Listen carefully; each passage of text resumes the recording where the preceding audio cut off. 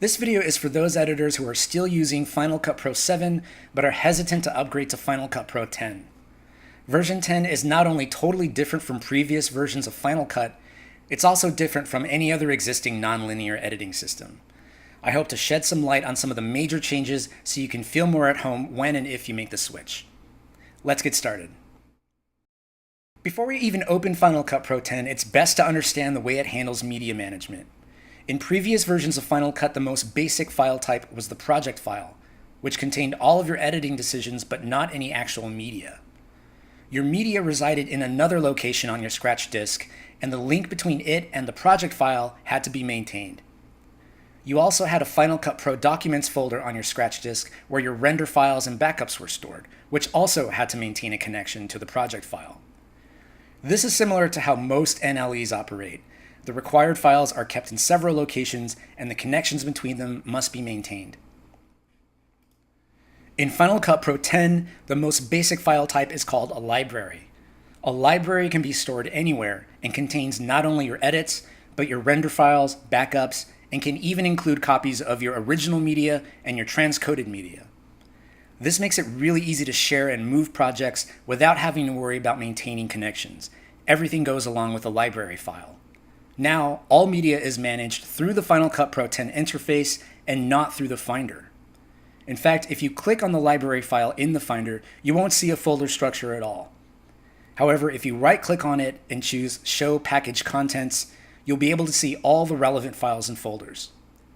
Keep in mind that you can choose to keep your original and transcoded media in separate locations to keep your library file small, just as with other NLEs. And you can delete unused render files from within Final Cut Pro 10. Now let's open the application. Right away, you'll notice that the interface is quite different, but some things should look familiar to you. Here we have the browser, which lets you organize your footage just as before, but with some powerful new tools to help you out. Also familiar is the viewer, which lets you preview your footage and your projects. The inspector is a new addition that replaces the old motion and effects tabs. Then there's the toolbar running across the center, and finally the magnetic timeline, which contains probably the most obvious change in Final Cut Pro 10. There are no tracks in the new timeline. Instead, it has lanes that contain storylines. It also shares the viewer with the browser. But don't worry, later on I'll show you how you can approximate the old Final Cut Pro 7 interface. Another difference is that there must always be at least one library open, so you'll be given an untitled library if Final Cut can't find any other libraries on any drives. For this demonstration, I'll call it Final Cut Pro 10. By default, libraries are saved in the Movies folder on your hard disk. Choose File, New, Library if you want to save a new library to a different location. Keep in mind that you can create as many libraries as you want and use them in a way that's best for you. You can create one for every new project that you work on, or you can have just one library that serves as a repository for all of your work. Within every library, there must be at least one event. An event is similar to a bin in other NLEs, where you can organize your clips and other media elements. You can have as many events as you need and organize them as you wish. Just as with bins, it's entirely up to you how you use them. Unlike bins, you can't create events within other events. I'll rename the default event to Interviews and right-click the library to create a second event called B-roll. Now let's import some footage. The old login capture, login transfer, and import options from Final Cut Pro 7 have been replaced by a single import command. You can access it from the File menu, or you can click on the Import button just below the browser. The Media Import window opens and lets you navigate to wherever your footage is. From there, you can select the clips you want to import. When you're ready, click Import Selected, and the Import dialog will appear. Here, you'll have the choice to import the media into an existing event or into a new one. Next is where it gets really interesting. Here, you can choose to copy the original raw media files into the library or leave it wherever it currently is. This can be really helpful if you need a copy of the original footage, for instance, if it's on a portable drive that you'll soon have to hand over to a collaborator. Next, you'll decide if you want your raw footage to be transcoded into Apple ProRes 422, which is the preferred optimized video format for Final Cut Pro 10 to work with. As you may know, some video formats aren't optimal for editing and must be converted first. If the footage you're importing is already in an editable format, you can leave this unchecked. For many projects, I still prefer to use Roxio Toast or some other program to convert my footage beforehand into something smaller than ProRes 422, but this is still a good option to have for high-resolution projects. You can also choose to convert the media into proxy clips. We'll go into keywords in a moment, but basically at this point, you can choose to have your media organized in the browser by its folder name or by any Finder tags associated with it once it's been imported. Finally, you can also have your media analyzed for audio and video issues, but I'll leave these unchecked because it does add more time to the import process. Now I'll click Import and the media will be converted in the background. The great thing about this is that I don't have to wait for the media to finish converting. I can start editing right away, even though this footage is not yet optimized. Clicking here lets you see the progress of background processes. You can also drag footage in from the Finder if you want. Many times I have footage that I want to add right away that doesn't need to be converted.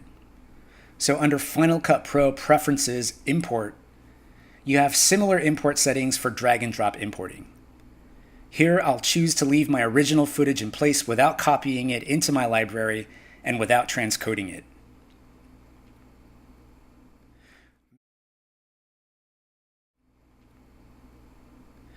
Many of the basic editing functions work the same way they did in previous versions of Final Cut. In the browser, you can still use in and out points to mark off portions of a clip that you want to use, but you can also create multiple in and out points on a clip by holding Command and Shift while you press I or O. You can select a range by dragging or select multiple ranges by pressing Command while you drag. The size slider lets you adjust how much of the thumbnail you see. One of the most powerful new features is keyword collections. You can create searchable tags called keywords and assign them to whole clips, portions of clips, or even multiple portions of clips. I'll right-click on this event and create a new keyword collection called close-ups, and another one called paintings. Now I can isolate and search for just the footage containing those types of shots. When you're ready to start editing, you create a project formerly known as a sequence by right-clicking an event. The old F9 for insert and F10 for overwrite shortcuts have been replaced by W and D, respectively, so you can keep using the F keys as special function keys. Insert and overwrite work the same way as before, except the audio and video are on the same track, which is called a storyline in Final Cut Pro 10. You can attach B-roll clips to any point on the primary storyline where it becomes a connected clip. The connected clip will move along with the primary clip wherever you move it. Other clips automatically ripple out of the way to accommodate the change. This is a great way to avoid clip collisions and to keep clips from slipping out of sync. You can still move clips independently and overwrite other clips using the position tool. There are many other new features in the timeline that I'll go over in other tutorials. Motion effects, transitions, text, and other effects are accessed by clicking the buttons in the toolbar, and the icons let you preview what they'll look like, which is a great time saver. No more having to add an effect to your project just to see what it looks like. Any effects can be tweaked by selecting the clip or transition and going into the inspector pane. Here, you'll find all the parameters you need to customize the effect. Unfortunately, one of the biggest drawbacks to Final Cut Pro 10 is the lack of audio transitions. Now, if you want to do a crossfade, you have to do it manually by expanding the audio components, overlapping them, and dragging the audio handles in. Fortunately, there are third-party plugins that give you the capability of adding audio-only transitions much like before. Also, for those of you who miss Soundtrack Pro, Final Cut Pro 10 includes a great sound effects collection you can access from the Music and Sound button, as well as audio fixes for things like clicks and hum. If you still miss the old interface, there are a couple of things you can do about it. If you right-click on a clip in your project, you can choose to expand the audio components or even detach them from the video completely to move them around independently. This doesn't create tracks, but it does separate the audio for easier editing, particularly when you're making J and L cuts. You can also click the audio meters in the dashboard to get your large audio meters back on the far right. Finally, you can choose Window Show Event Viewer, which gives you separate viewers for the browser and the timeline, just as in previous versions of Final Cut. To get more room, you can hide the inspector window by clicking its button. We've only begun to scratch the surface of all the things that Final Cut Pro 10 can do, and some of the new features will take some getting used to. Some of them, like background rendering and continuous autosaving, make it well worth switching to. Overall, it's a great NLE, and I hope this video has taken some of the mystery and frustration out of switching over from other, more traditional NLEs. Good luck, and thanks for watching.